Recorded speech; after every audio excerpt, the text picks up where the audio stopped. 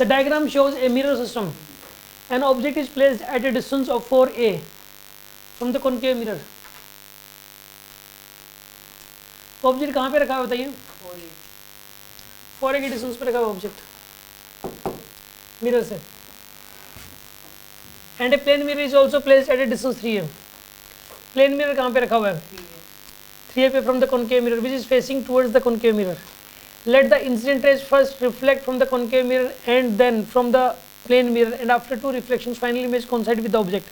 Find the radius of curvature of the concave mirror. सुन आप, एक ये कोइंसाइड वाले क्वेश्चन आ सकते हैं, इसमें थोड़ा सा सोचना तो पड़ेगा ही हल्का सा। देखो ऑब्जेक्ट यहाँ पर है, मिरर से यहाँ से तो ये a डिस्टेंस है, एक तो इससे रिफ्लेक्शन होगा तो ये इमेज बनाएगा, उस इमेज को ये मिरर ऑब्जेक्ट मानेगा, फिर यहाँ इमेज बना देगा दोबारा से।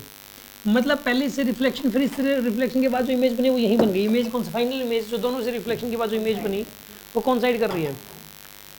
यार मैं आपको एक बात थोड़ा उल्टा चलो, इसमें पहले इसने इसकी इमेज बनाई यहाँ कहीं, इस इमेज को इसने ऑब्जेक्ट माना, फिर यही इमेज तभी बनेगी जब वो ऑब्जेक्ट कहाँ पर हो, जब ये a डिस्टेंस हो।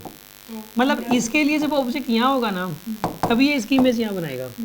इसका मतलब इसने इससे रिफ्लेक्शन के बाद, अपने खुद से रिफ्लेक्शन के बाद इमेज कहाँ बना दी है?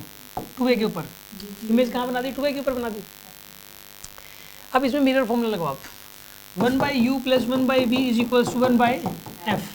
इसमें u और v दोनों कॉमन टर्म्स में है, दोनों एक ही टर्म्स में है। एक क्वेश्चन आया था कि दोनों x की टर्म्स में थे, तो उसमें हमने सब के साइन पुट किए थे। इसमें u और v दोनों ही एक ही टर्म्स में हैं, कॉमन टर्म्स में है दोनों ही। हमें पता ही एक्चुअल सिचुएशन पता है, हमें बस वो a निकालना है ना, हमें इमेज डिस्टेंस नहीं निकालनी यहाँ पे, हमें यहाँ पे a निकालना है। उस क्वेश्चन में भी हमें कोई v नहीं निकालना था, उसमें x निकालना था। हाँ f निकालना हो, चाहे हमें f से चाहे f निकालना हो, हमें u और v दोनों पता है इसके अंदर। मैंने आपको एक बात बताई थी कि अगर हमें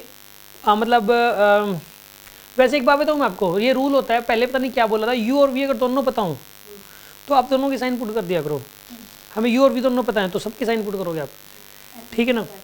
f के भी करोगे, f के पता है, f का भी साइन पुट करोगे आप, u और v दोनों पता हो तो। u की वैल्यू कितनी हो जाएगी यहाँ पे? -4a। v की वैल्यू कितनी हो जाएगी? -2a, क्योंकि रियल इमेज बनेगी। और फोकल लेंथ यहाँ पे नहीं, यहाँ पे अपने आप यहाँ पे फोकल लेंथ नहीं मत, क्योंकि वैल्यू नहीं पता तो नहीं पुट करेंगे। वैल्यू पता होती तो a निकल के आता फिर वहाँ से वैल्यू पुट करके। f नहीं पता हमें, यहाँ पे इन दोनों की साइन पुट कर दिया आपने।